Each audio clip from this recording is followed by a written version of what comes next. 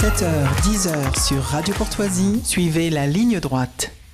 Et nous sommes avec Jordan Florentin. Bonjour Jordan. Bonjour Corentin. Journaliste chez Boulevard Voltaire. Et aujourd'hui, alors vous connaissez la zone libre. Aujourd'hui, vous voulez nous parler de quelqu'un qui a été exclu de son lycée pour des idées politiques. Oui, je le cite, « Je me suis fait exclure de mon lycée public pour atteinte aux valeurs de la République absolument sans raison et ce n'est pas une vanne. Accrochez-vous bien, vous allez être énervé. » Voici comment un jeune TikToker, comme on les appelle, a démarré une vidéo au succès fulgurant sur ses réseaux sociaux. Alors aujourd'hui, chers auditeurs de Radio Courtoisie, cher Corentin, je vais vous parler d'une affaire passée inaperçue pour l'instant dans les médias et qui pourtant glace le sang car elle en dit long sur le délabrement de l'éducation nationale, mais aussi et surtout sur l'opprobre jeté à quiconque ne pense pas comme vous politiquement. Une histoire qui s'inscrit dans cette terrible période de chasse à l'homme et de censure qu'ont inauguré les nouveaux penseurs du juste, du bon et du bien, de Reporters sans frontières aux méthodes totalitaires pour ne pas dire fascistes. Aujourd'hui, on s'en prend à ceux que l'on accuse avec les méthodes que l'on prétend pourtant dénoncer. Alors, racontez-nous tout, Jordan. Alors, cette triste histoire, elle est révélatrice. C'est Julien Tellier, journaliste, qui nous l'apprend le premier pour notre site Boulevard Voltaire, donc bvoltaire.fr. Je le rappelle pour vos auditeurs, ils pourront aller voir sur notre chaîne YouTube l'entretien qu'il a mené avec un certain Jules Lecomte, un lycéen âgé de 18 ans et qui vient de se faire pousser vers la porte de son lycée pour des propos jugés, ou plutôt mal interprétés, politiquement. On est à Arles, dans les Bouches-du-Rhône, tout juste à la frontière du département du Gard. Vous savez, ce département qui vient d'être mis sous les feux des projecteurs suite à l'expulsion, Dieu seul loué, si je peux me permettre, une très bonne nouvelle de l'imam Majoubi, qui avait tenu des propos francophobes, racistes et antisémites dans divers discours, et ce, depuis des années. Décidément, le sud de la France n'a pas fini de nous étonner. Plus que cela, même, je vous dirais qu'il y a des décisions politiques, humaines et éducatives qui n'ont pas fini de nous étonner.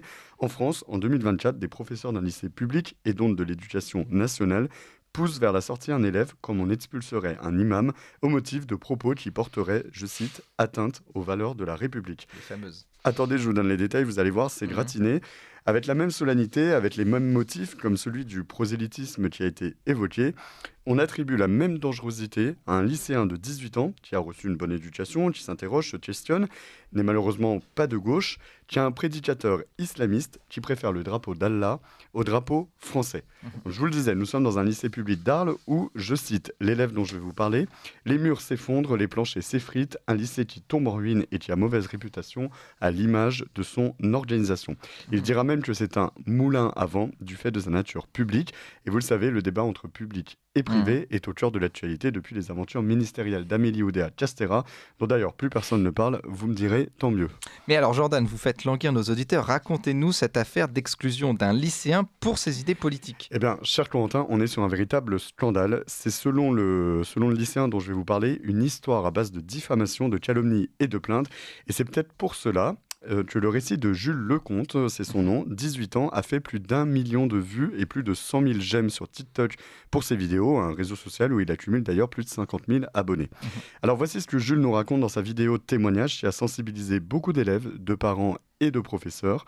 Nous sommes le 19 janvier 2024 et le cours de sa professeure d'histoire et de géopolitique porte sur l'étude des génocides. Lorsque la sonnerie retentit, Jules se dirige vers sa professeure pour lui demander si, je cite, « le massacre de Vendée en 1793 relève d'un génocide ».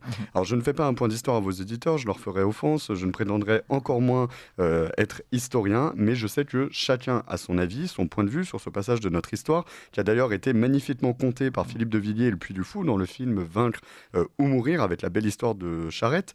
En tout cas, l'élève pose une simple question. Peut-on intellectuellement faire le parallèle entre les massacres et la guerre de Vendée et la notion de génocide ?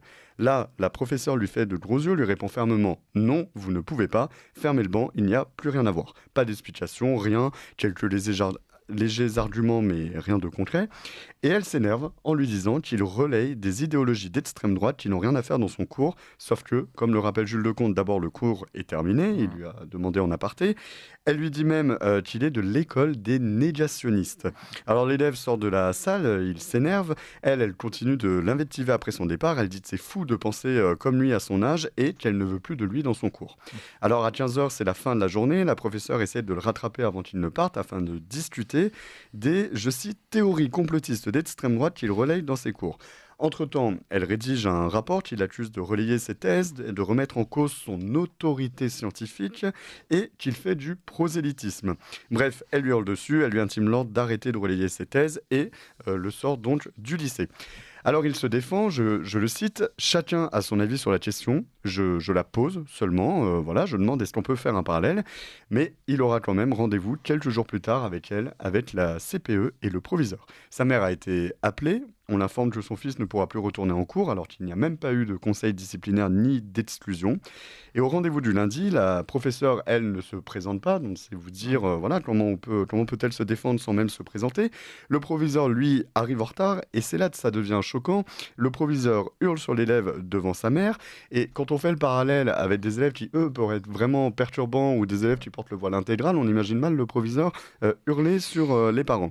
Et ce que ne comprend pas Jules, c'est qu'on lui demande son témoignage, mais à aucun moment il n'est écouté pendant ce rendez-vous et il demande seulement à ce que cela ne figure pas dans son dossier, mais au lieu de répondre là-dessus, le proviseur va jusqu'à l'insulter de teubé et de petit con devant sa mère. Alors je laisse à vos auditeurs, je vous le disais, faire ce comparatif lorsqu'il s'agit d'élèves réellement dangereux, de ceux qui font du prosélytisme islamiste par exemple, ceux qui crachent et insultent leurs professeurs. On n'a jamais vu un proviseur s'énerver dans ces situations-là. Est-ce que le profil de Jules était gênant? C'est ça la question. Le fait qu'il soit engagé politiquement depuis juillet 2022 était-il gênant? Était-ce gênant au point de ne pas le soutenir lorsqu'il a été, selon ses propos, agressé par 4 élèves Antifa devant son lycée? Un lycée qui n'a pris aucune sanction, mais qui a mis en cause l'élève, et c'est lui, comme d'habitude, qui a dû s'excuser auprès de ses agresseurs. Mais qu'est-ce qui gêne chez Jules Lecomte au fond? Eh bien, il a été exclu 3 jours, il a déposé une lettre de démission de son lycée, il a souhaité le quitter du fait de ses attitudes, personne ne l'a retenu, il va donc devoir passer son bac en candidat libre, et c'est un lycéen qui pourtant ne s'est jamais battu, n'a jamais posé de problème, n'est pas un harceleur, ne parle pas de politique, même si tout le monde était au courant de son engagement politique. C'est donc au motif d'atteinte aux valeurs de la République, manque de respect et non-respect du règlement intérieur qu'il a été sanctionné. Heureusement, il ne s'est pas senti seul, car il a reçu des milliers de soutiens de tout le monde, sauf de ses professeurs. Le lycée a été contacté 4 fois par Boulevard Voltaire, 2 appels par téléphone, 2 mails, mais aucune réponse. Nous avons été redirigés vers le rectorat qui n'a pas su répondre non plus. Le pas de vague existe donc, mais dans le mauvais sens. La hiérarchie a ainsi soutenu le professeur qui a enfoncé, traumatisé un lycéen parce qu'il s'interrogeait, avait une démarche légitime de réflexion intellectuelle, c'est tout.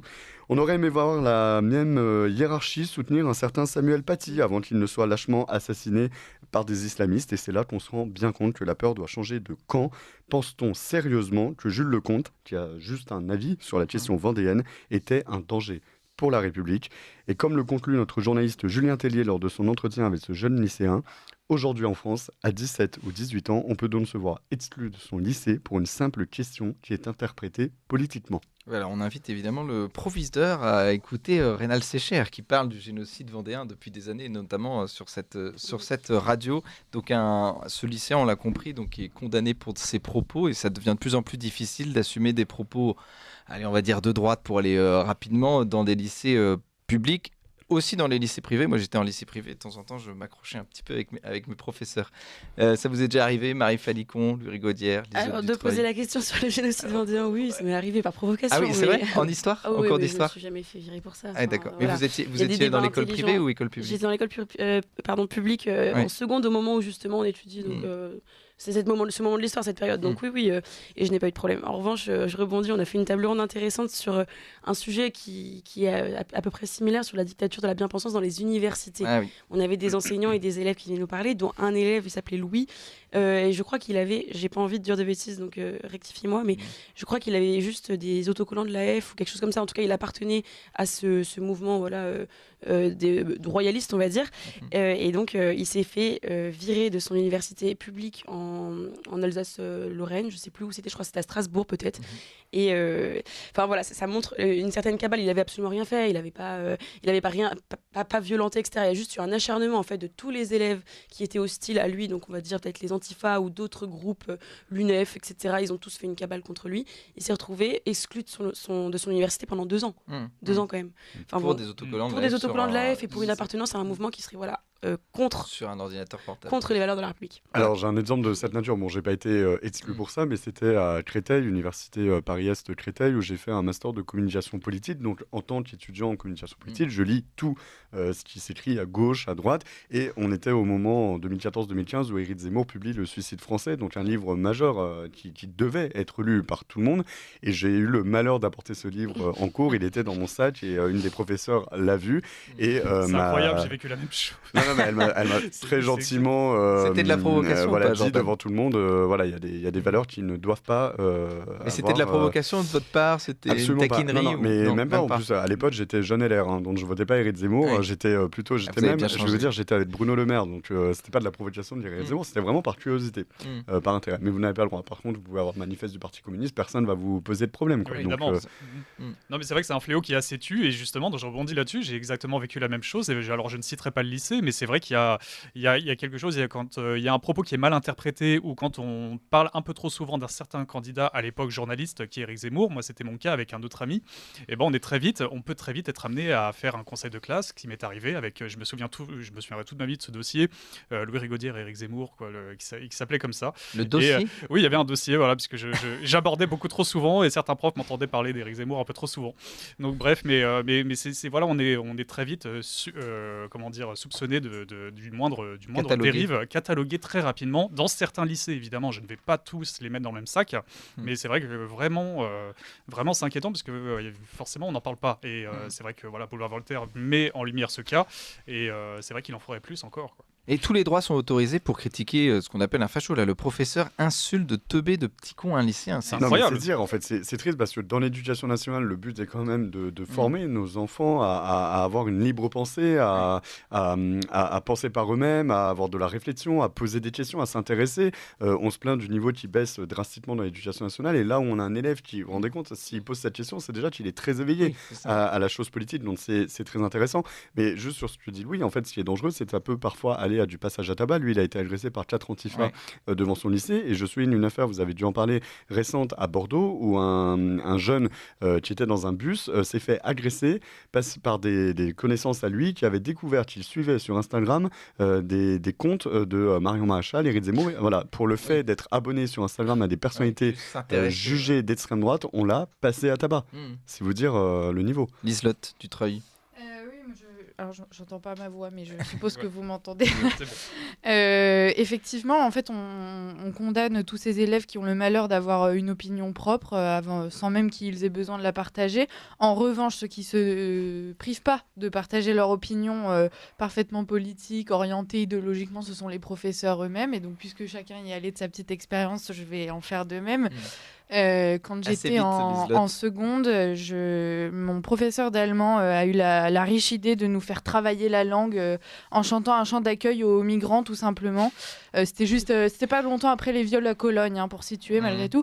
Donc j'ai refusé de chanter ce chant-là. J'ai eu droit à des rendez-vous, j'ai eu le droit à un 0 pointé, et j'ai failli être exclue du cours jusqu'à la fin de l'année, ce qui n'est pas arrivé bien évidemment. Tout ceci en lycée privé. Voilà.